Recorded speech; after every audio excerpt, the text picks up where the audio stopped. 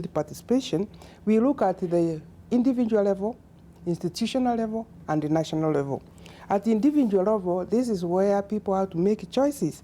And this is where we know people, who they turn out to be, depends on the kind of environment in which they were socialized, so that they have the capacity and ability to make choices in life, and then they make choices that also help them to address the challenges that they face. We look at the institutional level, including families, schools, and even where youth work. The way the environment is created to support the youth be able to exploit or to get to their maximum potential, it would mean that youth are engaged politically, socially,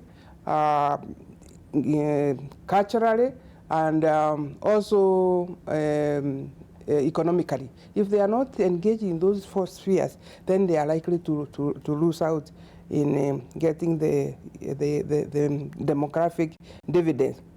Therefore, in the youth policy, a lot of intervention have been proposed, what education and training can do, and I think we are particularly happy that even at the UN level, the theme for this year, it is transforming education, which means Kenya was already ahead in thinking about this, because the competence-based program are bringing in another level of education that will equip the learners with the skills that they need. Therefore, for me, we are what the policy is addressing: ICT, health, crime and drug, environment, leisure, community service, and including this internship I've just talked with, so that we can introduce the youth from the world of work. Therefore, I call upon all the youth, wherever they are, let them know their future in their own destiny, depending on how they expose and make themselves ready to take charge or to take these opportunities that are presented by government, access to finance, access to ACPO, going to technical vocational education. All these efforts are aimed at enriching and empowering the youth so that they can become productive and economically able to be able to support the socio-economic development of this country. I thank you.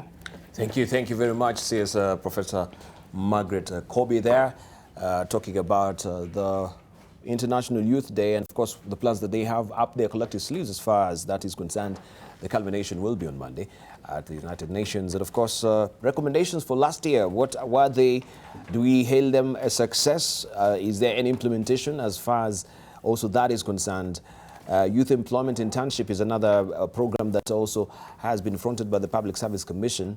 And there was also in the public domain the discourse about tax rebate given to corporate corporations as well, if maybe they employ or they have internship programs for our youth in the country, they will have some tax rebate. But that conversation also tapered off. We don't know what really happened. Maybe there was no flash of interest also from the corporates as far as that program was concerned. Kenya Youth Policy is another document that also we want to tease out a bit with the CS this morning. So please head over to our Twitter handle and let's have this conversation. Also, our numbers will be up on your screens momentarily for you to call and ask questions and also share your contribution this morning. So it is your part as well to drive the agenda. And we just want to buckle down to discuss these things that they've raised this morning. Begin with you, Raphael Bonyo. No, just listening to the conversations we've had here, first of all, I'm trying to see where actually I had your points as well. You're saying by leaving youth behind, we are leaving Kenya behind. But as it is, the youth and the government, it seems that interface, the chasm is growing wider and wider. They're being left behind. They feel they're being left behind. You've heard what they're saying, that it is our voices, it's not, the issue is not being heard. The issue is being assumed. Mm-hmm. Are they left behind from your own assumption? And of course, the CS being next to you, just don't be very friendly. Let it all hang out. Yeah? Yeah, she's friendly though. Yeah, I mean, the thing is, many young people feel dismayed. They feel like they're left behind. They feel like they're not meaningfully engaged, whether we're talking about development or whether we're talking about decision making. Young people feel that they're not involved enough. And it's not just a feeling. It's true that truly we are not involving young people enough. Just look at representation. We still have positions and opportunities, positions just going to people who are perhaps adults, who perhaps don't even need these positions. In terms of exclusion, many more young people are excluded. And we imagine that by excluding youth, it is youth who are suffering, but it is the country that is suffering, because youth are not just about problems, or youth are not just about, by excluding youth, we are losing out on their creativity, on their talent, on their skills, and that's why we cannot move forward as a country. So we should see youth as the asset, like I said, and we should involve them more. When you look at opportunities, we are not creating opportunities enough as they're required by young people. Look at our education system. There's a study that was released recently, and 50% of young people who graduate are not able to get jobs. And what are we doing? We are pushing them to we are telling them, create your own jobs, which is a great thing, really, but are we creating that environment, enabling environment for young people to be able to create these opportunities that are required? So, and there have been interventions, but I always feel like it's like being on a treadmill. You're in motion, but there's no movement. So there's a lot that seems to be, there's something that is happening, but it's not good enough. So we're just there treading waters, we're not moving, no action at all. Yes. But we raise an important point about representation of the youth also. And Professor, you actually written a very interesting article recently about the board representation. That has been also a key issue, where we don't have youthful faces in these boards, Stella, Diana, or Raphael. We are not having, these youthful faces in the boards anymore. And people have been saying about, they're not experienced, so they cannot actually come and sit in the boards as well. So where is a connection? And I just want Diana to speak on this, also Stella to speak on this. Then how do we move forward in terms of advancing that and pushing that envelope, that we need representations in the board? The only boards that we have the young people is, NACADA. Is it because NACADA, maybe they can connect more to the youth because they're the people maybe who are slaving away with the issue of drugs and, narcotics in this country as well? Diana, your thoughts? Yeah, thank you so much for that question. I would say in tackling inclusion, I would love to look at our constitution and the way we are operating in a devolved government system. And probably look at Nandi County, where the youth network, which works closely with Youth Agenda, is called Nandi County Youth Network. And through their interventions, out of the 9 boards in Nandi County, all the 9 boards have young people represented. 1 male, 1 female. In fact, now the campaign that we need to work moving forward in the same spirit of leaving no one behind, which is in line with the Sustainable Development Goals, is to ensure now there's a young person who is with a disability, like a PWD, who is also sitting on all those boards. So that being said, it has been done. Can we look at what Nandi County has done to ensure that young people are sitting in the boards? Do they effectively participate in that?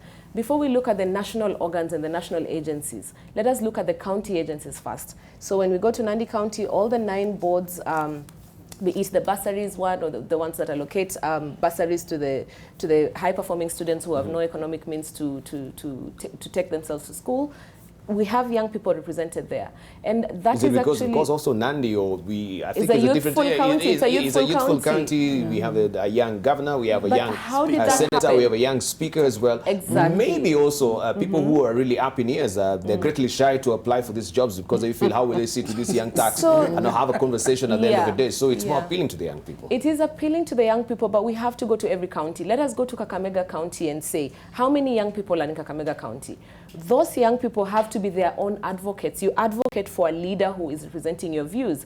I am happy to know that the CS is representing the youth agenda, because she just said youth agenda is a global agenda. We actually say the youth agenda is a development agenda too. So that being said, it's important that the young people themselves mobilize, be part of the public participation, because they don't participate effectively. Stella. And then have their people there. Thank you. Debarl, allow me to start at the national level first, because the national level sets the example. In the event that we want the counties to follow through and implement and ensure that their young people represented in their governance, then we would need to have a watchdog. And that watchdog, as enshrined in our law right now, the National Youth Council Act, is the National Youth Council. They're responsible for documenting youth organizations, documenting youth professionals and what they're doing, and ensuring that every single appointment, rather appointive body, actually has young people in it. The National Youth Council is responsible for ensuring that young people are their voices are not assumed, as we have said, they are being assumed right now. They are responsible for checking to make sure that even the budgeting process is responsive to young people. We are supposed to be having an elected National Youth Council with delegates all the way to the ground. If we had those delegates, they would be in the counties saying, you know what, as a council, we are responsible for monitoring that you make sure you implement this. As in this county, you're not doing well, in this county, you're doing well. We actually had one election of a National Youth Council in this country. And right now, we have a council that is an illegality. This happened before Professor came into office. And right now, we continue with the council that has been appointed by the ministry, and therefore the structures for it to function do not exist. Maybe now, if accountability is messed up at that level, yes, then it means everyone is free to do what they want to do. Because right now, if women are not included in a board, for example, yes, Ngek will speak on this matter. If youth are not included, who will speak for young people? And you see, without agency, it becomes a bit difficult to have the kind of agency to respond to issues as they arise. But having said that, we have built a lot of capacity in young people, and we meet them every day. Diana, Raphael, and I know even the CS will attest to the fact that they've met exemplary young people who are amazing at what they do, either on the ground or at a national level or outside this country. How is it that we're not tapping on their voices? Raphael is telling the truth when he says it's the country that is losing. Most countries are actually tapping on the energies of the young people when they're very young, giving them an opportunity to influence the planning of their cities, giving them an opportunity to influence the structuring of their residential areas, up to the conversations concerning their education system and how it works for them. If you do not have these young people in the room, it basically means their voice is missing. What our society needs to realize is that these people are going to be inheriting the conversation of governance after this. What would we like them to do? How is it that they're going to take over, for example, from the CS and continue doing the good work she's doing? They talk about experience. You see, for me, it's a bit dangerous, and I've had this conversation with the Senator for Nandi County. Yes. It's a bit dangerous to have a purely youth body. It's good to have a mix, which is why the proposal for the National Youth Council was to have a council that has a mixture of ministries and young people, and then have a board that has experienced people who are probably above the age of 35 and understand youth to advise them. And the reason why you need to have this mix is because there's need for intergenerational dialogue and need for exchange of experience and sharing experience. In the absence of that mix, Debarl, it means young people will never learn. They'll continuously go to the workplace. You'll be consistently asking them for experience, and they will not have it. Right. I personally am the product of opportunities created for me to consistently volunteer, intern, work with people who knew what they were doing. And that is where I am today. Thank you. Debarl, I just wanted to dive in a little bit on this small matter of experience, which I think is extremely important. I think many a times youth have been locked out on the basis of lack of experience. Yes. I mean, while experience is important, as Stella alludes, I think also we should look at the fresh ideas, the creativity that young people also bring on board. So while experience is important, and that, of course, you garner over years, for us to be able to move forward as a country, we need to have a good blend of experience and fresh ideas. And so we shouldn't, youth should not be seen as inadequate simply because they don't have experience. They should be seen as adequate because of their fresh ideas and creativity and talent. In other words, how will they actually gain this experience? We don't give them handy opportunity as well. But critical issues you raise as well that we need to also discuss. First of all, the National Youth Council is an equality, as alluded to by Stella. Is that why also we don't have Roy here this morning? Because he doesn't have the confidence, because he's operating on a legality in itself as well. Professor, surely. All right? Thank you. We invited him to be here. Now these are the matters he should have told us. What are the challenges he's facing? And this is maybe he got the memo. He got the No, I may not be able to say why the CEO, National Youth Council, is not here, but I am one believer of the youth diversity and what they bring in the various bonds, and especially their energy, their resilience, their innovation. Therefore, for me, when I joined the ministry and I realized most of the people in the State Department of Youth were a little bit not youth. I brought in Raymond, I brought in even this Sasaka has just come, Irene, so that the top level of the youth they are below actually 35, so that they can be able to speak with the other youth. So I think I do agree that Where youth agenda is involved, I think we need to have the youth participate. Let me also say the government has also made some affirmative action. For example, when we have the National Youth Service, they said you bring in 2 youth, and not just 2 youth, one a woman, another one a man. So I think in the recent development of the law, based on the Constitution, there have been quite some effort to make sure that youth are included at the decision-making level. Let me also say that as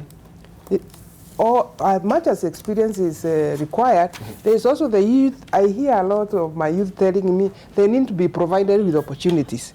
I also think they should go and look for those opportunities. And that's why we have this International Youth Week, where you speak up and bring a voice so that you can be able to argue with the data and the statistics that we in the bond, this is the percentage. You're here now like Nandi has a very good representation. Let's see, using the Constitution and the various regulations, how is the representation looking like? Because if we generalize, at the university, I was on the expected leadership of the youth. At various levels, how are the youth also coming up to lead even youth-led organization? Let me also just touch a little bit on how youth empowerment centers are going to help the youth. These youth empowerment centers have got internet. This is where they can go and get information, because you say information is power, so that they can be able to make a decision. We have also guidance and counseling. You realize because of the stressful life that we live right now, there are a lot of youth who have issues regarding their mental health, and they need to go even to get guidance on what careers are available. They have also opportunities for sports within these youth centers. Let me also say it is true. Establishment of 290 youth empowerment centers is a Vision 2030 agenda. So it is old. It is President Kibaki who started with. 152 have already been mapped out, and there are different stages. And remember, nobody has resources all the time. So they are actually launching them as we get the budgetary allocation every year to equip. They could have been there many years ago. You realize there are 152. The constituencies are 290. So the target is every constituency should have a youth empowerment center where the youth are able to access. And also the community living around, they can be able to use these youth empowerment centers so that they are able to build or to get information, to kind of get connected to the world through the internet. And I think we should also commend the government for having taken especially power electricity to almost 70% of the primary schools. And this is now where connectivity is very, very, very, very important. So I would like to say that the government does not just address one issue at a time. It addresses all issues of development in a country. And that's why maybe we might not be felt like we have done enough for the youth. But I do believe in the youth. There are many award-winning youth in this country that have met through young leadership organization. And I think those ones who are the ones who have not just sat and waited for opportunity, but they have gone out to knock doors, to make a case. And I think that's where leadership counts, so that they are just not waiting for opportunities. Thank you. But you've not really answered the National Youth Council issue, Yes. operating on illegality as well, because what we've had, there's so many benefits that we can actually come up with from the National Youth Council. Mobilize, sensitize, organize youth of Kenya under one umbrella of political, economic, and social, cultural activities. And I think Costello has actually broken down all of that for us. So why is it slow on the object to actually have, an election for the Youth Council? Right now, what we have is just a secretariat. Why don't we have representation? What is the issue? Is it a bill right now? It's an act, actually, isn't it? Actually, we have a law. It's an act. We have an act. We have a law. Yes, we have a National Youth Council, which is especially articulate, 2012, which articulates what this National Youth Council. In fact, it has such a huge responsibility in terms of coordinating the youth agenda. However, I think we kind of experienced a setback, I think 2 years ago, when they said the person who needs to be the CEO of the National Youth Council needs to be 35. And the one they hired was 33. So before he settled in the office, he was already moving. So what we have done, we have just managed to hire, I think 5 months ago, Lois Sisaka, now he is the CEO. He is new. in the organization, and without really somebody who is kind of attending to day-to-day operations of any organization, some things are likely not to be working. Now we are put in place, and it's kind of a process where how are we going to get the leaders? And we have been very participatory even within the National Youth Council policy, so that National Youth Council, now through engagement, I think we have agreed what aspect of the law required to be amended, so that that election from the grassroots, we get the right leaders. Because what happened last time, I was informed that, and maybe you can comment on it, the election at constituency level was politicized. So in some constituencies, we didn't get the right leaders. So those we got, they did not serve the National Youth Council and the youth. They were doing their own agenda. So I think there's an amendment in the Parliament, so that now we can amend, so that the election is a meta-coordinated and we get the right people. That is what is in the process right now. All right. We had also Diana raising the issue of degrees. Degrees should not define jobs. Elaborate on that in light of also the internship that we're talking about, and just open up also the whole theme about transforming or transformation of education, which is the theme that this particular year's celebration is running under. Diana. Thank so you so degrees cannot, translate to jobs in this country, and 50% is an appalling figure of people who are graduates and they have not actually translated that degree into any meaningful, employment at the end of the day. Actually, the comment I made on that came up as a result of a comment made by one of the student representatives at the panel discussion we had. And it was sad for us to hear, as a room of youth advocates, to hear a young person say that she did her first degree, I think, in linguistics, and she thought it was irrelevant. And so she's gone back to the University of Nairobi to do a medical degree. And I think, the panel discussion just brought the conversation around. That should not have stopped you from realizing what you need to do and apply for jobs, and probably not say that it's obsolete. In fact, the word she used was obsolete. So degrees are meant to anchor us. They present an opportunity. In fact, most of the political leadership we have started their leadership journey or their opportunities in the universities. When you go to any learning institution, beyond academic results or certification that you get, you should be networking. You should be out there giving internships, the opportunities that Stella alludes to having optimized along the way as she was growing in her career. The same discussion just led to the digital transformation era. When you go to companies like Google, you'll be surprised how many marketers are digital analysts there, or how many people who do coding do not actually have IT training as their first degree. And the conversation goes on and on. We have doctors who are good singers. We have architects who are musicians. And so the thing there is, you need to know yourself. It is about self-awareness. And as you do your degree, don't look down upon it, because at one point in time, that skill that you gained there is going to be useful. But it is not the only definition of what you need to do in life. We also had a first-class graduate student who said to this day, I think it took her 5 years to even get her first employment. And the panel discussion, we were empathetic to that. At the same time, we wondered, you stayed in school for 4 years, focused on your academic excellence and performance, but did nothing else, probably internship, volunteer work, which I know the UN is big on that. We have a program called UN Volunteers. Yes. So there's so many other opportunities, and I just wish to address my fellow youth in the learning institutions. That institution is much more than the certification that you will get. There are networks to be created, there are opportunities, there's mentorship from the leadership themselves. We have professors who have been youths as well. If you speak to them, they will give you real life experiences and tell you how to navigate these issues. So gone are the days where you would just lie in the library and focus on bookwork. You need to be an all-rounded person. In fact, the thought is that a first-class student should be an all-round student. Do they do sports? Do they have a hobby? What else do they do? Do they actually work? Before you get that certification, it's not all about the A's that you get in your certificate, but in the whole person that you are. So that when you come into society, you have the soft skills that are needed in the